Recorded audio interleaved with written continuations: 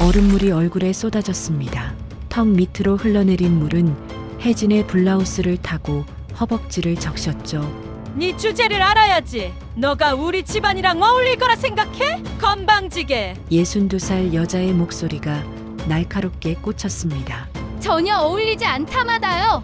정혜진은 살벌한 미소를 지으며 말했어요. 그날 밤 SNS에 영상 하나가 퍼졌습니다. 제목은 예비 시어머니 호텔 갑질. 조회수는 순식간에 100만을 넘었죠. 석 달 후 오만했던 여자는 강남 50평 아파트를 잃었습니다. 친구들은 전화를 끊었고 회사는 이사직을 박탈했죠. 뉴스에는 건설회사 비리 의혹이라는 자막이 흘렀고 모자이크 너머로 그녀의 눈물만 비쳤습니다. 평범한 신협 직원 하나가 재벌 이사를 무너뜨린 이유가 무엇이었을까요? 잠시 후 시작될 그 통쾌한 복수에 힘을 보태주신다는 마음으로 1초만 시간을 내어 좋아요와 구독 꼭 부탁드립니다. 더불어 지금 어디서 이 이야기를 듣고 계신지 댓글로 알려주시면 그곳으로 건강과 행운이 가득 깃들기를 바라겠습니다. 그럼 모든 것이 시작되었던 그날의 이야기로 돌아가 보겠습니다. 정혜진은 31살 동네 신용협동조합 창구 직원이었습니다. 월급은 280만 원 많지 않았지만 그녀는 이 일이 좋았죠. 손님들 얼굴을 기억하고 사정을 듣고 때론 금리보다 따뜻한 말 한마디가 더 필요한 사람들을 만났습니다. 7년째 같은 자리였지만 혜진은 불평하지 않았죠. 남자친구 최도윤은 대기업 부장이었습니다. 35살 차분하고 듬직한 남자였죠. 1년 전 친구 소개로 만났고 그는 혜진의 직업을 듣고도 눈 하나 깜짝하지 않았습니다. 오히려 고개를 끄덕이며 좋은 일 하신다고 말했죠. 그 말 한마디에 혜진은 이 사람이라면 괜찮겠다 싶었습니다. 1년이 흐른 어느 날 도윤이 조심스럽게 부모님께 인사드리고 싶다고 말했습니다. 혜진은 가슴이 철렁했죠. 어머니 윤현숙에게 말하자 66살 어머니는 딸의 손을 꼭 잡으며 너무 기대하지 말라고 했습니다. 우린 가진 게 없다는 말과 함께요. 어머니는 식당에서 설거지 일을 했습니다. 25년째였죠. 혜진이 10살 때 아버지가 교통사고로 세상을 떠난 뒤 어머니 혼자 딸을 키웠습니다. 학원비 한 푼 없었지만 혜진은 장학금으로 전문대를 나왔고 자격증을 따서 신협에 입사했죠. 그게 그들이 가진 전부였습니다. 상견례 날 장소는 강남 호텔 레스토랑이었습니다. 도윤의 어머니 이선주가 정한 곳이었죠. 혜진은 백화점에서 15만 원짜리 원피스를 샀습니다. 한 달 용돈 전부였지만 좋은 인상을 남기고 싶었습니다. 어머니는 10년 된 정장을 꺼내 입었죠. 소매가 조금 짧았지만 그게 가진 옷 중 가장 괜찮은 것이었습니다. 호텔 로비에 들어서자 어머니가 멈칫했습니다. 대리석 바닥이 거울처럼 빛났고 천장의 샹들리에가 눈부셨죠. 혜진은 어머니 손을 꼭 잡았습니다. 레스토랑 안으로 들어가자 창가 쪽 테이블에 이선주가 앉아 있었습니다. 62살 머리는 파마로 단정하게 올렸고 목에는 굵은 진주 목걸이가 걸려 있었죠. 손목의 시계는 금빛으로 번쩍였습니다. 그녀는 혜진 모녀를 보더니 눈썹 하나 까딱하지 않았습니다. 인사도 없이 턱으로 의자를 가리켰죠. 혜진과 어머니가 앉자 이선주는 메뉴판을 펼쳤습니다. 가격표는 보이지 않았지만 혜진은 알았죠. 코스 요리 한 세트에 15만 원은 넘는다는 걸요. 이선주는 웨이터를 불러 주문했고 혜진 모녀에게는 묻지도 않았습니다.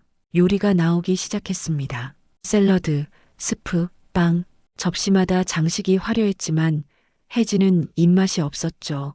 이선주는 포크를 들며 아들 자랑을 시작했습니다. 35에 부장까지 올랐다고 회사에서도 기대주라고 했죠. 혜진은 고개를 끄덕였습니다. 이선주는 계속 이어가며 혜진의 직장을 물었습니다. 신협이라고 했더니 그녀는 거긴 은행이냐고 되물었죠. 혜진이 신용협동조합이라고 조합원들이 함께 운영하는 금융기관이라고 설명하자 이선주는 코웃음을 쳤습니다. 아, 그러니까 은행은 아니라는 거네요. 목소리에 비웃음이 묻어났습니다. 어머니 현숙은 고개를 숙인 채 스프만 떠먹었죠. 이선주는 멈추지 않았습니다. 부모님은 뭐 하시냐고 물었고 혜진이 어머니가 식당 일을 하신다고 답하자 아버지는 어떻게 되었냐고 캐물었죠. 혜진이 돌아가셨다고 하자 이선주는 짧게 아 하고는 물잔을 들어 마셨습니다. 동정도 위로도 없었죠. 그저 확인만 했을 뿐입니다. 이선주는 냅킨으로 입술을 닦더니 차갑게 말을 이었습니다. 솔직히 말하겠다며 자기네 집안은 대대로 명문가라고 했죠. 학벌도 재산도 다 따진다고 했습니다. 혜진의 손이 떨렸습니다. 포크를 쥔 손에 힘이 들어갔죠. 이선주는 멈추지 않았습니다.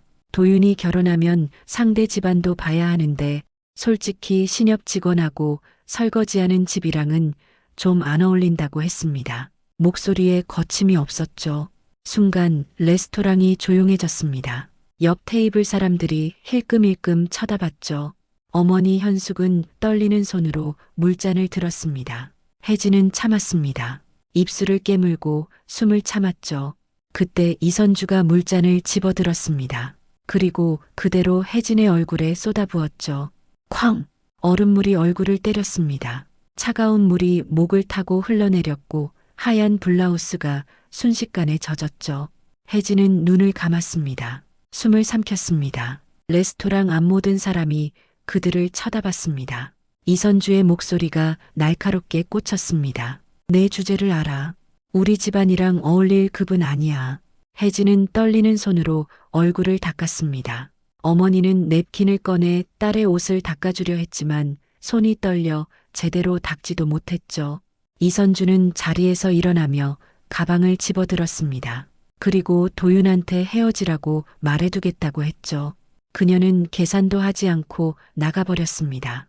혜진과 어머니만 남았죠. 레스토랑 안 사람들의 시선이 따가웠습니다. 누군가는 휴대폰을 꺼내 들었고 누군가는 수군거렸죠. 혜진은 그제야 입을 열었습니다. 떨리지 않는 목소리로 조용히 엄마 집에 가자고 말했습니다. 그날 밤 혜진은 울지 않았습니다. 창밖을 보며 한참을 앉아 있었죠. 어머니는 딸의 등을 쓰다듬으며 참으라고 우리 같은 사람은 말로 이기는 게 아니라고 했습니다. 하지만 혜진은 대답하지 않았습니다. 그녀의 눈빛은 차갑게 식어 있었죠. 그때까지는 아무도 몰랐습니다. 이 조용한 여자가 무엇을 준비하고 있는지. 이틀 후 혜진은 출근했습니다. 젖은 블라우스는 빨아서 말렸지만 얼룩이 남았죠. 새 옷을 살 여유는 없었습니다. 신협 창구에 앉아 손님을 맞았지만 마음은 텅 비어 있었습니다. 도윤에게서 연락이 왔습니다. 문자였죠. 미안하다고 어머니를 설득해 보겠다고 했습니다. 혜진은 답장하지 않았습니다. 설득? 그게 무슨 소용인가 싶었죠. 물을 끼얹은 사람에게 사과를 받는다 한들 그 모욕이 지워지는 건 아니었습니다. 사흘째 되던 날 오후 신협 문이 열렸습니다. 익숙한 향수 냄새가 코를 찔렀죠. 혜진은 고개를 들었습니다. 이선주였습니다. 62살 여자는 선글라스를 낀 채 창구로 걸어왔습니다. 명품 가방을 팔에 걸고 하이힐 소리를 또각또각 내며 다가왔죠. 혜진의 창구 앞에 멈춰 섰습니다. 여기서 일하는구나? 목소리에 놀림이 섞여 있었습니다. 혜진은 심호흡을 했습니다. 직원들이 힐끔힐끔 쳐다봤죠. 이선주는 선글라스를 벗으며 천천히 말했습니다. 이런 데서 일하면 힘들겠네. 월급도 얼마 안 되고. 혜진은 입술을 깨물었습니다. 참았죠. 이선주는 계속 이어갔습니다. 도윤이 요즘 힘들어한다고 헤어지는 게 서로를 위한 거라고 했죠. 혜진은 고개를 들어 그녀를 똑바로 쳐다봤습니다. 고객 응대 중이라 말씀을 줄이겠습니다. 목소리는 떨리지 않았습니다. 차갑고 단호했죠. 이선주는 코웃음을 쳤습니다. 그리고 돌아서 나갔죠. 하이힐 소리만 남기고요. 혜진은 자리에 앉아 손을 꽉 쥐었습니다. 손톱이 손바닥을 파고들었죠. 옆자리 동료가 조심스럽게 물었습니다. 괜찮냐고요? 혜진은 고개를 끄덕였지만 눈물이 났습니다. 화장실로 달려가 세면대 앞에 섰죠. 거울 속 자신을 봤습니다. 빨간 눈, 창백한 얼굴, 31살 7년째 같은 자리에서 일하는 평범한 여자. 아무것도 가진 게 없는 사람. 이선주의 말이 귓가에 맴돌았습니다. 내 주제를 알아. 주제. 그 단어가 가슴을 찔렀습니다. 집에 돌아온 혜진은 어머니에게 말했습니다. 참을 수 없다고요. 어머니는 딸의 손을 잡으며 말했습니다. 그래도 참아야 한다고. 우리 같은 사람은 싸워봤자 이길 수 없다고요. 하지만 혜진은 고개를 저었습니다. 어머니는 평생 참아왔죠. 설거지하며 손이 트도 허리가 아파도 무시당해도 참았습니다. 딸 하나 잘 키우겠다고요. 그렇게 25년을 살았습니다. 엄마, 전 안 참을래요. 혜진의 목소리는 떨렸지만 단호했습니다. 어머니는 딸을 바라봤습니다. 그 눈빛에 뭔가 다른 게 보였죠. 두려움이 아니라 결기였습니다. 그날 밤 혜진은 노트북을 켰습니다. 인터넷 검색창에 이선주의 이름을 쳤죠. 몇 개의 기사가 나왔습니다. 건설회사 이사, 부동산 투자, 자선 행사 참석. 화려한 이력이었습니다. 혜진은 하나하나 읽어내려갔습니다. 그리고 한 기사에서 멈췄죠. 작년 기사였습니다. 이선주가 운영하는 회사가 대출을 받았다는 내용이었습니다. 태양저축은행에서 10억 원 규모의 법인 대출을요. 혜진의 눈이 빛났습니다. 금융권에서 7년을 일한 그녀는 알았죠. 법인 대출에는 까다로운 심사가 필요하다는 걸요. 서류, 담보, 신용평가 하나라도 어긋나면 문제가 생깁니다. 다음 날 혜진은 신협 내부 시스템에 접속했습니다. 금융권은 서로 정보를 공유합니다. 연체 기록, 대출 이력, 법인 계좌 거래 내역까지요. 물론 개인정보보호법이 있지만 업무상 필요한 조회는 가능했죠.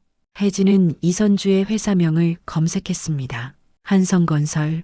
화면에 정보가 떴습니다. 법인 계좌, 대출 내역, 거래 은행.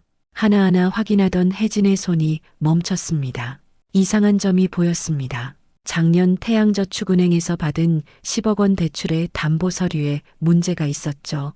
부동산 감정가가 부풀려져 있었고 일부 서류는 위조된 것처럼 보였습니다. 혜진은 심장이 뛰는 걸 느꼈습니다. 이건 명백한 불법이었죠. 만약 금융감독원에 보고되면 조사가 들어갈 겁니다. 회사는 물론이고 이선주 개인도 책임을 피할 수 없었죠. 하지만 혜진은 망설였습니다. 이건 복수가 아니라 신고였습니다. 정당한 절차였죠. 하지만 한 사람의 인생을 무너뜨릴 수도 있는 일이었습니다. 그날 밤 어머니가 물었습니다. 무슨 생각을 그리 하냐고요. 혜진은 대답하지 않았습니다. 그저 창밖을 바라봤죠. 비가 내리기 시작했습니다. 빗소리가 창문을 두드렸습니다. 이틀을 고민했습니다. 밤새 잠을 못 잤죠. 하지만 결론은 정해져 있었습니다. 혜진은 금융감독원 홈페이지에 접속했습니다. 내부 신고 게시판이 있었죠. 제목을 입력했습니다. 비정상적 대출 심사 기록건. 본문에는 담담하게 사실만 적었습니다. 회사명, 대출 금액, 의심되는 서류, 증거자료, 감정도 악의도 담지 않았죠. 그저 금융인으로서 발견한 불법 행위를 보고하는 것뿐이었습니다. 마우스 커서가 전송 버튼 위에서 멈췄습니다. 혜진은 심호흡을 했습니다. 그리고 클릭했죠. 전송되었습니다. 화면에 접수 번호가 떴습니다. 혜진은 노트북을 닫았습니다. 손이 떨렸지만 후회는 없었습니다. 사흘 후 금융감독원에서 연락이 왔습니다. 추가 자료를 요청한다고요. 혜진은 준비한 서류를 모두 보냈습니다. 일주일 후 태양저축은행에 감사 통보가 내려갔습니다. 그리고 2주일 후 뉴스가 터졌습니다. 한성건설 대출 비리 의혹, 금감원 조사 착수. 혜진은 텔레비전 화면을 바라봤습니다. 뉴스 앵커가 차분히 읽어내려갔죠. 한성건설 이선주 이사, 부당대출 정황 포착, 법인 계좌 동결, 검찰 수사 의뢰. 화면 속 이선주의 얼굴이 모자이크 처리되어 나왔습니다. 하지만 혜진은 알았죠. 그 뒤에 어떤 표정이 있을지. 어머니가 물었습니다. 이게 뭐냐고요? 혜진은 조용히 대답했습니다. 정의예요, 엄마. 그날 밤 혜진은 처음으로 편히 잠들었습니다. 뉴스가 터진 다음 날 혜진의 휴대폰이 울렸습니다. 도윤이었죠. 그녀는 받지 않았습니다. 다시 울렸고 또 울렸습니다. 12번째에 받았죠. 도윤의 목소리는 떨리고 있었습니다. 어머니가 큰일 났다고, 금감원에서 조사 나왔다고, 회사가 난리라고 했습니다. 은행 계좌가 전부 동결됐고 거래처에서 연락이 끊겼다고요. 도윤이 물었습니다. 혹시 내가 뭔가 알고 있냐고. 혜진은 짧게 대답했습니다. 몰라요. 그리고 전화를 끊었습니다. 거짓말이 아니었죠. 그녀는 아무것도 하지 않았습니다. 그저 발견한 불법을 신고했을 뿐이었으니까요. 이틀 후 이선주가 다시 신협에 나타났습니다. 이번엔 완전히 달랐죠. 명품 가방도 하이힐도 없었습니다. 낡은 운동화에 구겨진 점퍼를 입고 있었죠. 얼굴은 헬쑥했고 머리는 허옇게 새어 있었습니다. 화장기 하나 없는 얼굴에 주름이 깊게 파였죠. 그녀는 비틀거리며 창구로 다가왔습니다. 주변 손님들이 수군거렸죠. 저 사람 텔레비전에 나온 사람 아니냐고요. 이선주는 혜진 앞에 섰습니다. 떨리는 손으로 창구를 짚었죠. 내가 했지? 금감원에 신고한 거 너지? 목소리에 절박함이 묻어났습니다. 혜진은 표정 하나 변하지 않았죠. 다음 손님 번호표를 불렀습니다. 이선주는 창구를 탁 쳤습니다. 대답 좀 해. 내가 물어보잖아. 순간 신협 안이 조용해졌습니다. 모든 시선이 그들에게 쏠렸죠. 혜진은 천천히 고개를 들어 이선주를 똑바로 쳐다봤습니다. 눈빛은 차가웠죠. 손님, 여긴 금융기관입니다. 소란 피우시면 퇴장 조치하겠습니다. 이선주는 입술을 떨었습니다. 눈물이 그녀의 뺨을 타고 흘러내렸죠. 62살 여자가 31살 여자 앞에서 무너지고 있었습니다. 제발 취소해줘. 내가 잘못했어. 용서해줘. 혜진은 보안 요원을 불렀습니다. 요원이 다가와 이선주의 팔을 잡았죠. 그녀는 끌려가면서도 계속 소리쳤습니다. 제발, 제발. 하지만 혜진은 고개를 돌려버렸습니다.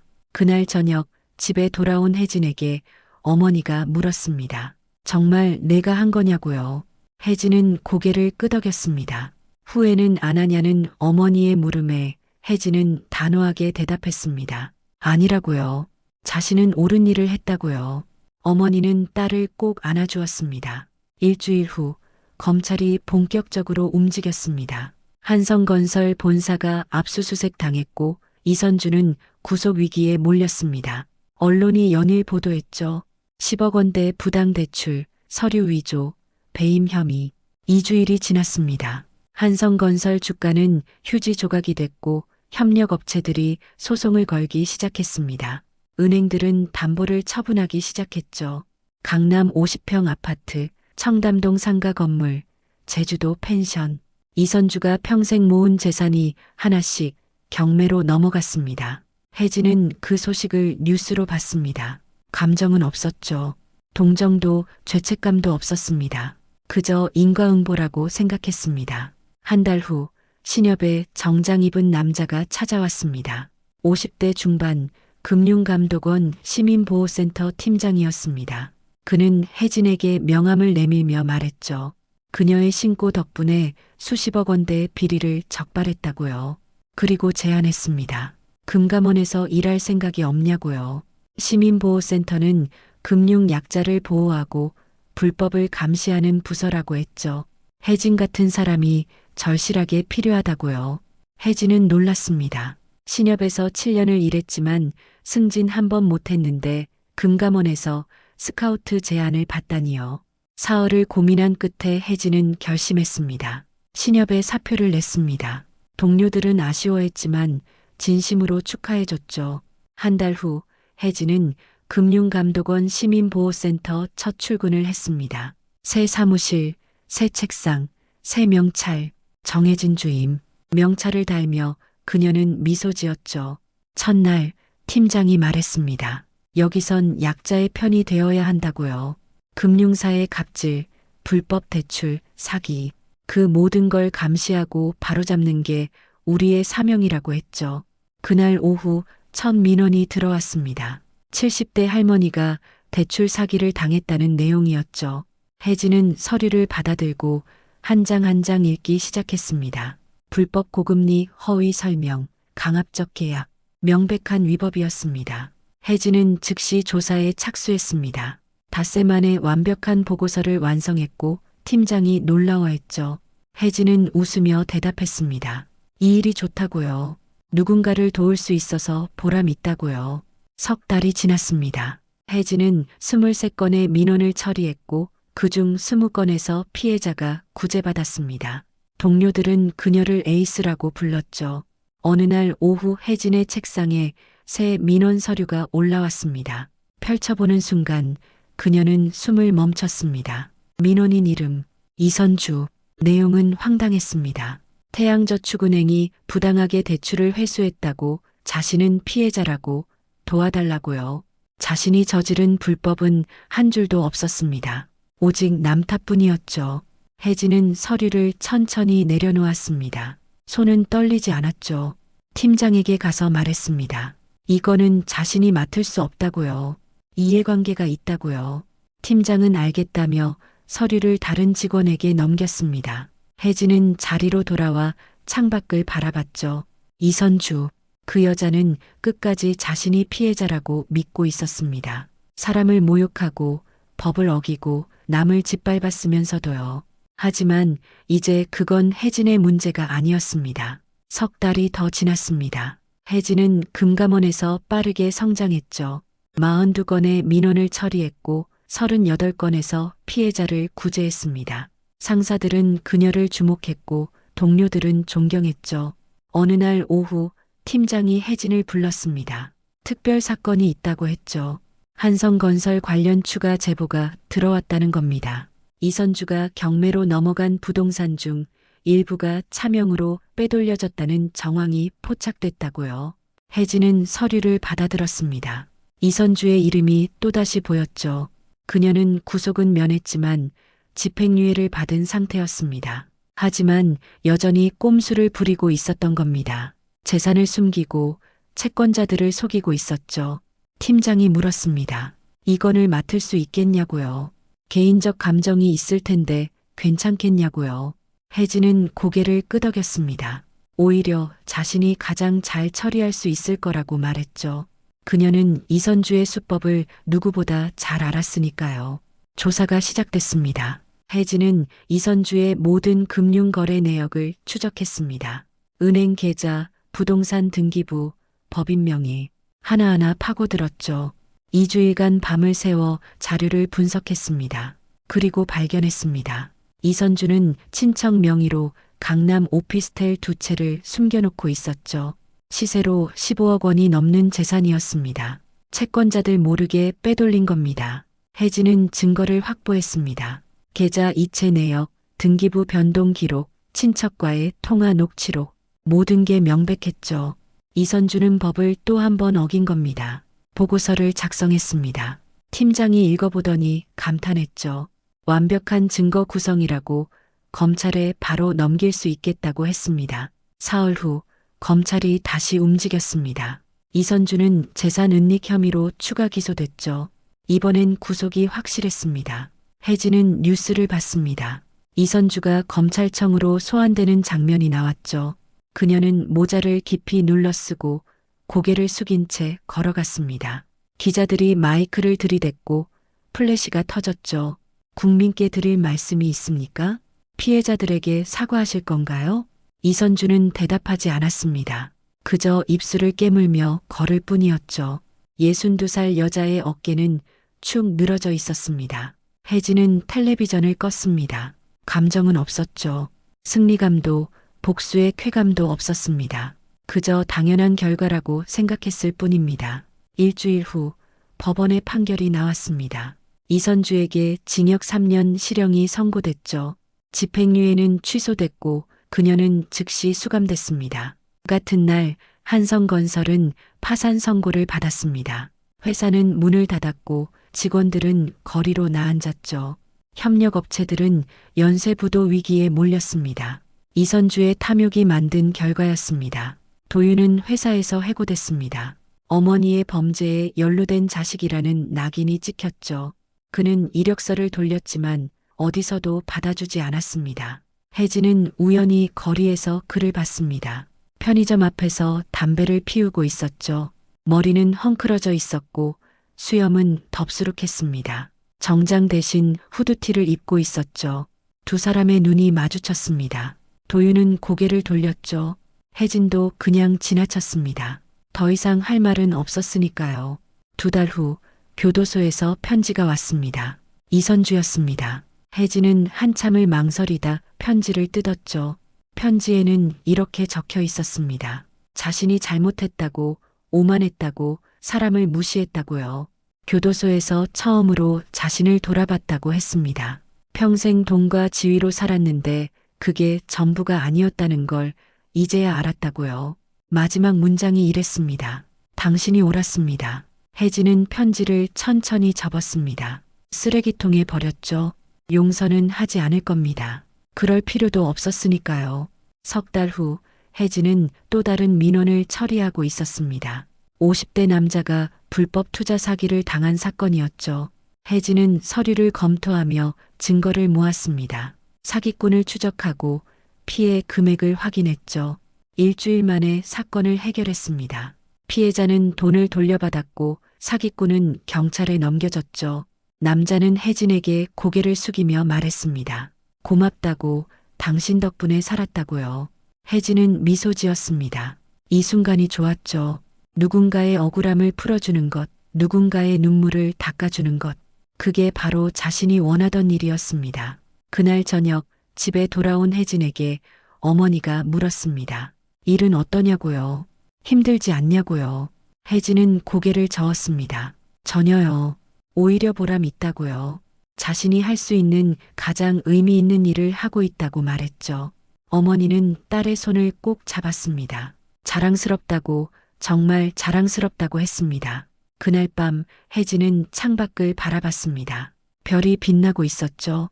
1년 전 호텔 레스토랑에서 물을 뒤집었었던 그날이 떠올랐습니다.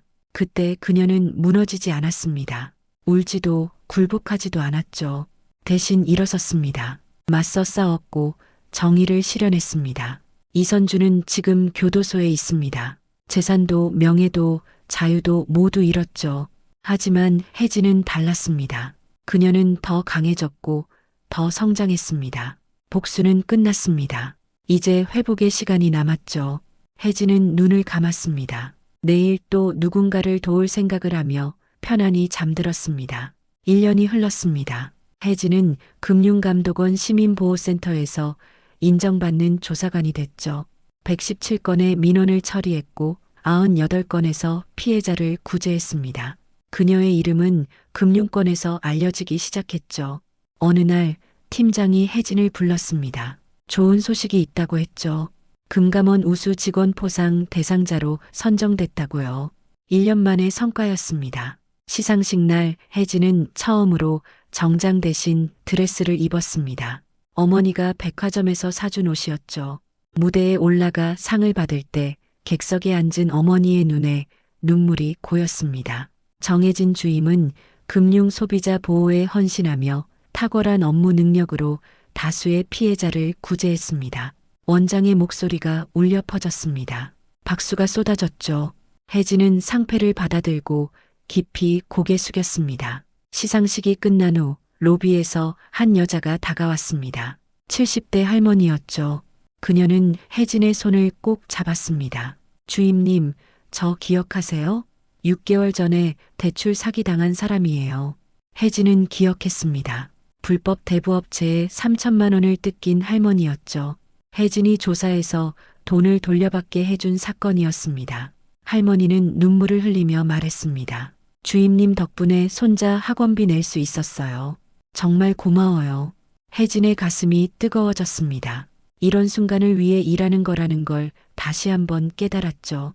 그날 저녁 어머니와 함께 집으로 돌아왔습니다. 현숙은 딸의 손을 잡으며 말했죠. 자랑스럽다고요. 평생 설거지하며 살았어도 후회 없다고요. 딸이 이렇게 멋진 사람으로 자라줘서 고맙다고요. 혜진은 어머니를 꼭 안았습니다. 66살 어머니의 등은 예전보다 더 작아져 있었죠. 하지만 여전히 따뜻했습니다. 석 달 후 혜진에게 특별한 제안이 들어왔습니다. 대학교에서 특강 요청이 온 겁니다. 금융 전공 학생들에게 금융 소비자 보호에 대해 강의해 달라고요. 혜진은 처음엔 망설였습니다. 사람들 앞에서 말하는 게 익숙하지 않았으니까요. 하지만 팀장이 격려했죠. 젊은이들에게 정의감을 심어줄 수 있는 기회라고요. 강의 당일 100명이 넘는 학생이 강의실을 가득 채웠습니다. 혜진은 떨리는 마음으로 단상에 올랐죠.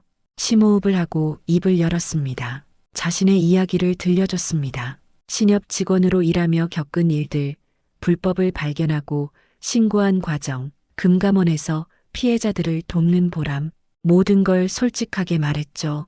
학생들은 집중해서 들었습니다. 질문 시간이 되자 손이 여럿 올라왔죠. 한 여학생이 물었습니다. 무섭지 않으셨어요? 큰 회사 이사를 신고하는 게요. 혜진은 잠시 생각하다 대답했습니다. 무서웠죠. 하지만 더 무서운 건 불의를 보고도 침묵하는 거예요. 그게 나 자신을 잃는 거니까요. 학생들이 고개를 끄덕였습니다. 강의가 끝난 후 여러 학생이 다가와 명함을 달라고 했죠. 자신도 금감원에서 일하고 싶다고, 혜진 같은 사람이 되고 싶다고 했습니다. 혜진은 미소 지었습니다. 이런 게 진짜 변화구나 싶었죠.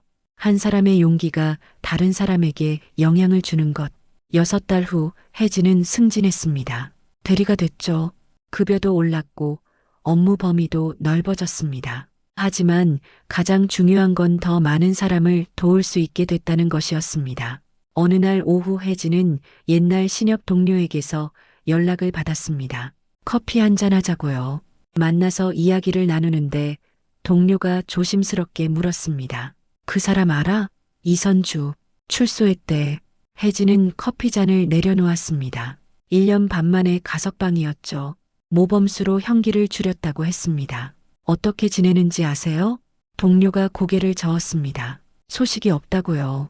아마 조용히 살고 있을 거라고요. 혜진은 더 이상 묻지 않았습니다. 이제 그 여자의 삶은 자신과 상관없었으니까요. 한 달 후 우연한 일이 벌어졌습니다. 혜진이 점심을 먹으러 식당에 갔는데 주방에서 설거지하는 사람이 보였죠.